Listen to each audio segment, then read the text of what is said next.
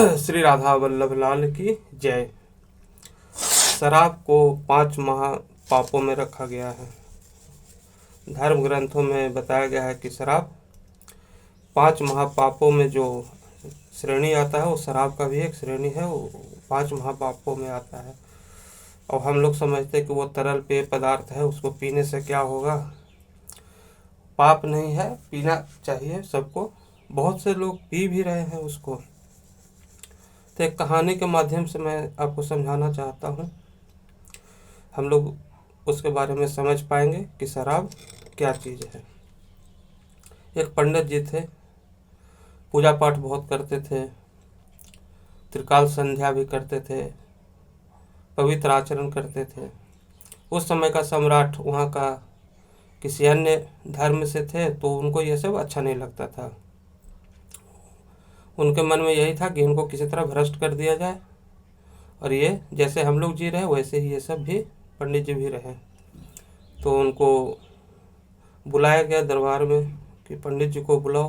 पंडित जी तो सूचना मिला तो पंडित जी वहाँ पहुँचे।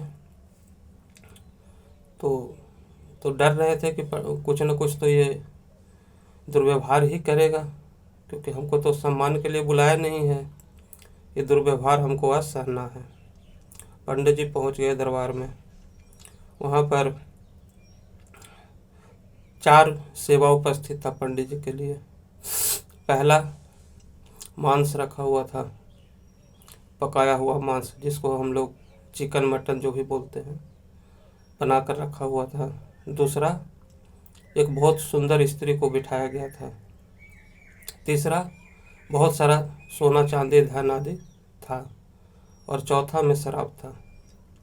तो पंडित जी को बोला कि आप अपना जीवन की सलामती चाहते हो तो इस भोगों में से एक भोग को आप भोग लो, तो हम जाने देंगे, नहीं तो आज आपका तलवार से हिसाब किताब कर देंगे।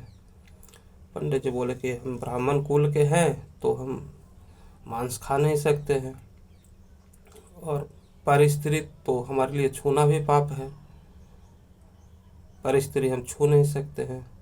और ये धन हम ले नहीं सकते कि मेहनत तो इसमें मेरा है नहीं, ये परिश्रम का तो धन है नहीं कि हम ले ले। अगर हम इसे बिना परिश्रम के धन को अगर हम वर्ण करते हैं तो ये हमें कहीं ना कहीं पाप ही करवाएगा, इसलिए हम धन को नहीं ले सकते।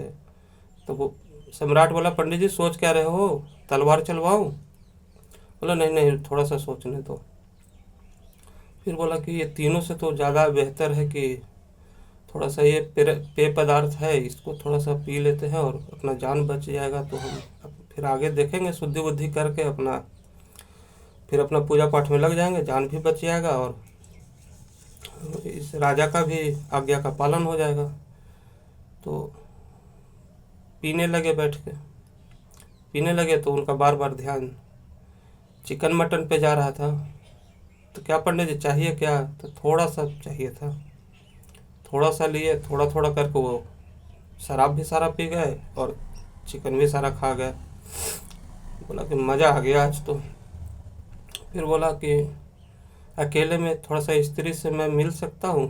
अरे आप ही के लिए है पंडित जी, जितनी देर मिलना है मिल लो। तो एकांत स्थान का चयन कर, और पंडित जी और वो स्त्री, तो 3 पाप हो गए। तो बोला कि तीनों पाप भोगने में बहुत मज़ा आया, और पंडित गिरी करके ये तीनों भोगने की कभी इच्छा होगी तो इतना धन नहीं है कि मैं ये तीनों भोग को भोग सकता हूँ। कभी कभी तो मन करेगा ही भोगने को, इसमें धन लगेगा।